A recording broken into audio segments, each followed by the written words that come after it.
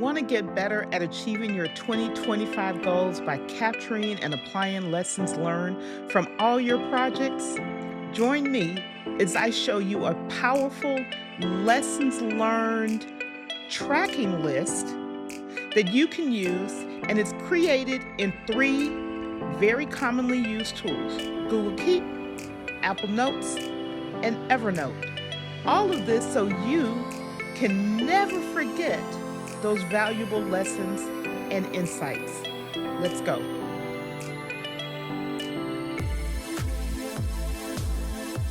Here's our first solution, Google Keep. What I did, I created a list. I called it Areas Lessons Learned. Areas is something that I use based on Tiago Forte. If you've never heard him, look him up. System, parasystem. So areas, and this area that I'm tracking is lessons learned. I have 3 active lists, one for volunteer organization board, another from content creation, and my third one is a client production that you see I have a date on there of November 10th. In here are the notes that I took. So you can use something as simple as this, and it's this note, and it's just as I was going along, I made annotations. Nothing fancy here, but it works. This one is just getting started, right? So I haven't put anything in there, but it's sitting there as a placeholder.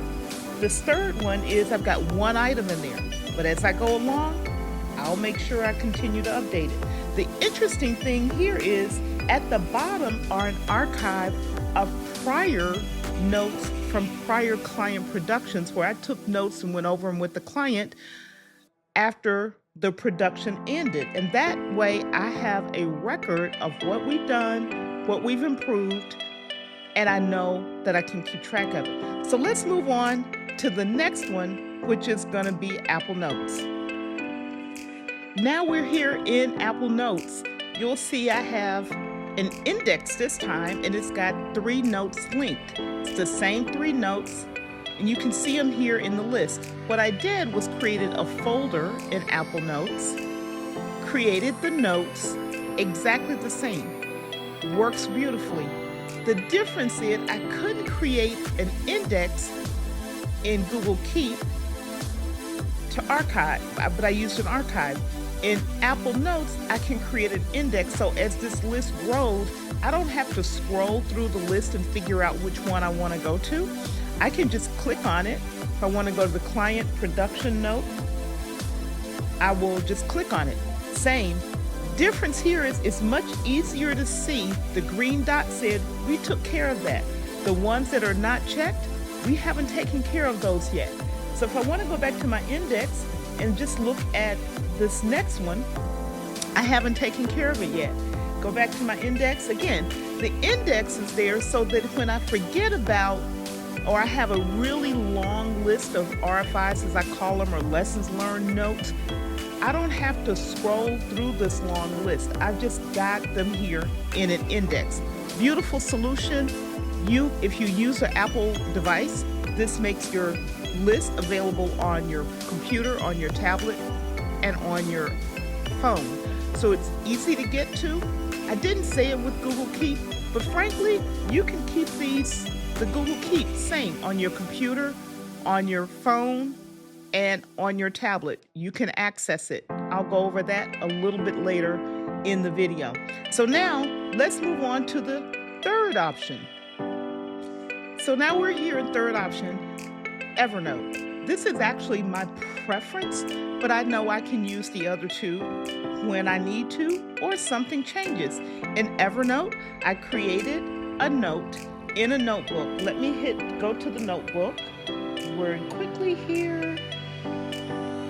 I created a notebook, same as in Google Keep, and in Apple Notes, I created a folder, but here I created a notebook, and it's called Lessons Learned.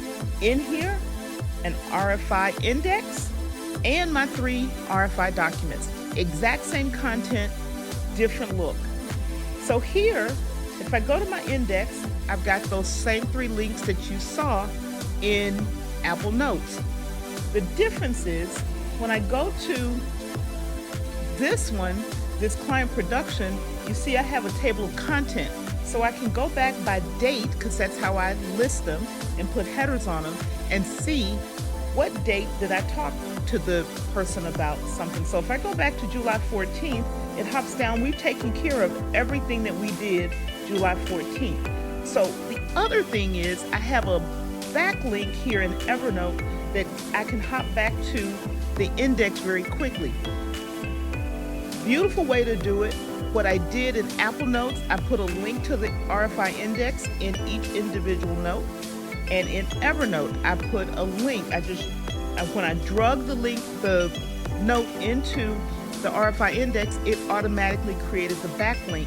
And I have the same list. So I have the content creation note here, and I can go to it. I can go to the volunteer board note and see. All I did was took the exact same information, and really this is a representation of the way I run these in my everyday life, and it allows me to track all of the lessons and the gotchas and the little tweaks that I want to make when I'm going through a process or a project, because I'm not going to remember them all. And so I just jot them down, and then I put them into a note of just a list. It's simply a list, but the list is powerful for you because it allows you to go back and say, did I take care of that? Did I include it into my process? Did I update my workflow to make sure I addressed this thing that was friction in my process? And so in each of them, in Google Keep, you can use the web browser, you can use the Google app on your tablet or on your phone. Apple Notes, if you're in the Apple ecosystem, you can use Apple Notes on all of those devices. And Evernote is also cross-platform. You can use it on your tablet, on your computer, on a web browser, and as well on your phone. Pick the one that works for you so that you can get through 2025 and have improvements all along the way.